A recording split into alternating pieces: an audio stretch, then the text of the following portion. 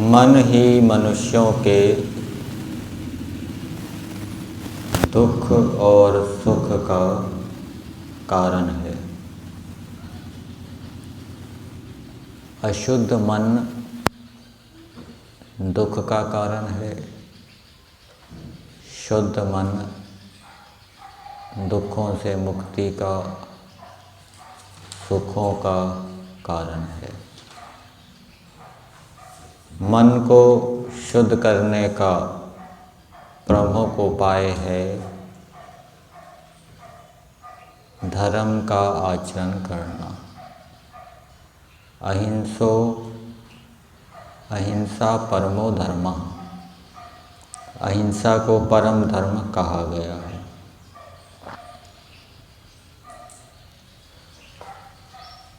शरीर से, मन से, वाणी से किसी को अन्यायपूर्वक कष्ट ना देना, ये अहिंसा है। किसी से वैर भाव ना रखना, ये अहिंसा है। वैर भाव से युक्त होकर वाणी का प्रयोग करना, वैर भाव से युक्त होकर शरीर से दूसरे को कष्ट देना, ये हिंसा है। अधिकारी व्यक्ति अपने अधीनस्थ व्यक्ति को उसके द्वारा की गई त्रुटि पर प्रीतिपूर्वक धर्मानुसार यथा योग्य यदि वो दंड देता है तो वो अहिंसा है। और अधिकारी व्यक्ति अपने अधीनस्थ व्यक्ति को त्रुटि होने पर यदि अप्रीतिपूर्वक, अधर्मानुसार और अयथा योग्य यदि दंड देता है तो वो हिंसा कहलाएगी। दूसरा है सत्य।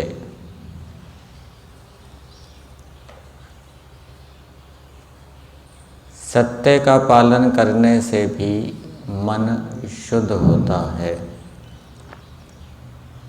सत्य का अर्थ बताया कि जैसा ज्ञान आत्मा में हो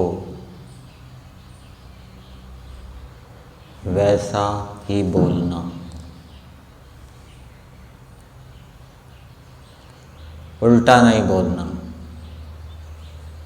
और जैसा ज्ञान आत्मा में है वैसा बोल रहे हैं, लेकिन उससे दूसरे को भ्रांति नहीं होनी चाहिए।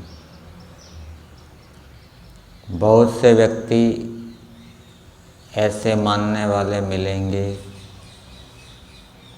जो ईश्वर को नहीं मानते, नास्तिक है। उनकी आत्मा में इसी प्रकार का ज्ञान है, ऐसा ही उन्होंने पढ़ा है, सुना है, और वो यदि ऐसा ही बोलते हैं तो जैसा ज्ञान आत्मा में है वैसा बोल रहे हैं, लेकिन सामने वाले, सुनने वाले व्यक्ति को भ्रांति हो रही है। इसलिए ऐसी वाणी का प्रयोग नहीं करना चाहिए। ईश्वर चौथे आसमान में रहता है, ईश्वर सातवें आसमान में रहता है, ईश्वर अवतार लेता है, ईश्वर परम धाम में रहता है।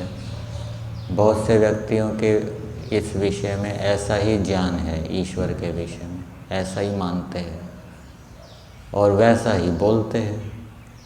तो उसको बोलने से सामने वाले व्यक्तियों को भ्रांति होगी कि ईश्वर अवतार लेता है, ईश्वर सातवें आसमान में रहता है।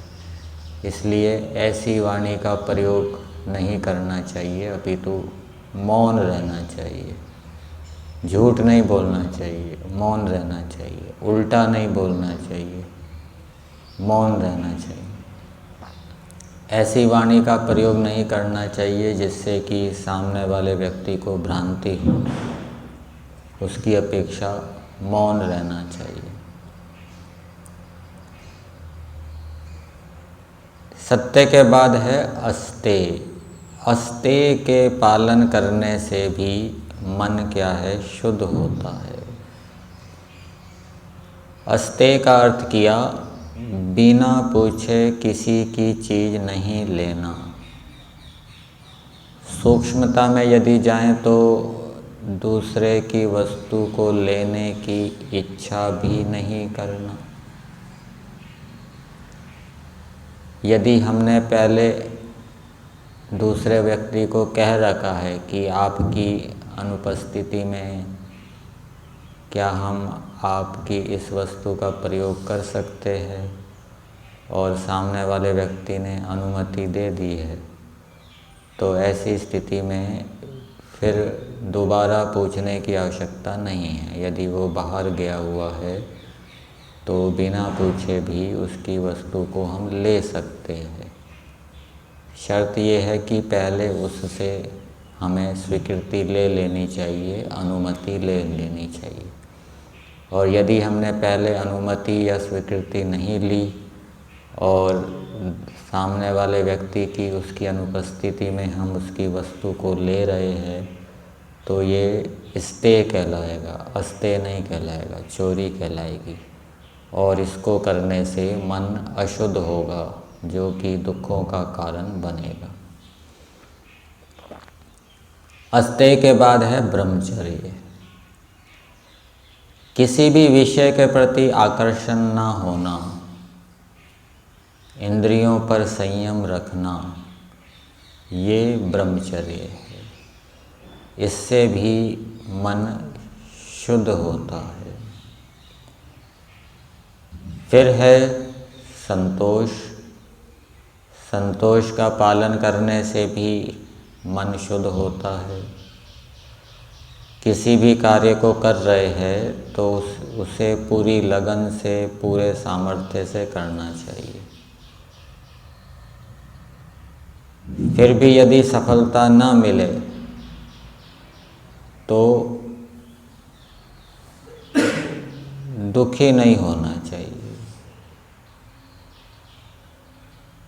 वहाँ पर ये देखना चाहिए कि सफलता क्यों नहीं मिली, क्या कारण रहा, क्या दोष रहा, तथा फिर नए तरीके से पुरुषार्थ प्रारंभ करना चाहिए। प्रसन्न रहते हुए लक्ष्य की प्राप्ति के लिए पुरुषार्थ करते रहना। सफलता ना मिले तो दुखी ना होना। फिर स्वाध्याय। स्वाध्याय के माध्यम से भी मन शुद्ध होता है। कई बार किसी विषय में भय लगता है, उस विषय की जानकारी ना होने के कारण भय लगता है, तो स्वाध्याय के माध्यम से हमें उस विषय की जानकारी को प्राप्त करना चाहिए, जिससे कि उस विषय में हमारा भय दूर हो। इसी प्रकार से हमारे अंदर अनेक दुर्गुण होते हैं, दोष होते हैं, उनके कारण भी हमारा मन अशुद्ध हो जाता है। तो उन दुर्गुणों को, दोषों को दूर करने के लिए उन दुर्गुणों से संबंधित विषय को छांटकर अलग से रखना चाहिए और उससे संबद्ध ही स्वाध्याय करना चाहिए। तो उन विषयों को बार बार पढ़ने से, जो विषय हमने छांट लिए हैं, जिस विषय में हमें भय होता है, जो हमें दुर्गुणों से संबंधित जो विषय है, तो उन विषयों को बार बार पढ़ने से उन विषयों में मिथ्या ज्ञान दूर होता है और तत्व ज्ञान की प्राप्ति होती है। उस विषय में हमारा तत्व ज्ञान बढ़ता जाता है। तो स्वाध्याय भी मन की शुद्धि का उपाय है। फिर है ईश्वर प्रणिधान। ईश्वर प्रणिधान अर्थात मानसिक रूप से ईश्वर से संबंध बनाए रखना कि ये जो मैं कार्य कर रहा हूँ उस समय ये भावना बनाए रखना कि ये मैं ईश्वर की आज्ञा का पालन कर रहा हूँ। ये जो मैं कार्य करूँगा इससे ईश्वर की आज्ञा का पालन होगा, ये जो मैं कार्य कर रहा हूँ, गलत कार्य कर रहा हूँ, इससे ईश्वर की आज्ञा का उल्लंघन हो रहा है, और यदि मैं गलत कार्य करूँगा तो उससे ईश्वर की आज्ञा का उल्लंघन होगा। तो इस प्रकार से व्यवहार के अंदर जो हम कार्य करते हैं उनका संबंध ईश्वर से बनाए रखना, ये क्या है, ईश्वर प्रणिधान कहलाता है। तो इससे भी हमारा जो मन है वो शुद्ध होता है। फिर है तप।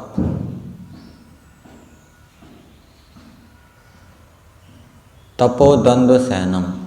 तप का अर्थ है भूख प्यास, सर्दी गर्मी, मान अपमान आदि को सहन करना। कहीं बाहर जाना पड़ गया, कोई कार्यक्रम आ गया, आप स्वाध्याय कर रहे हैं, फिर ये सोचे कि ये कहाँ से कार्यक्रम आ गया, तो पढ़ते समय यदि अन्य कोई काम आ जाए तो उसको सहन करना तप है।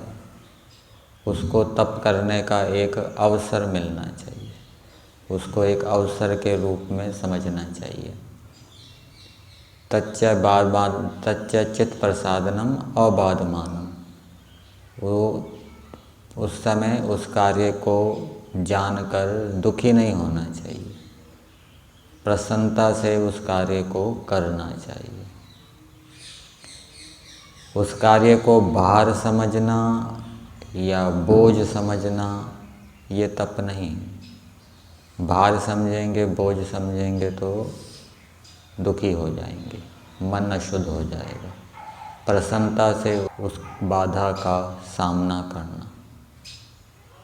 तो पढ़ते समय यदि बीच में बुला लिया तो कोई बात नहीं, ये विचारना चाहिए कि कभी कभी कोई आवश्यक काम भी आ जाता है, सब दिन ऐसा नहीं होता, और हम इतना लाभ उठा रहे हैं तो हमारा भी कर्तव्य बनता है कि हम उसमें योगदान दें।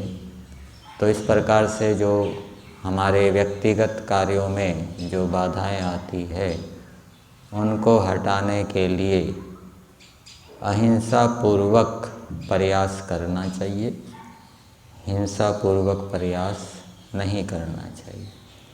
इस प्रकार से यदि हम प्रयास करेंगे तो उससे हमारा मन शुद्ध होगा।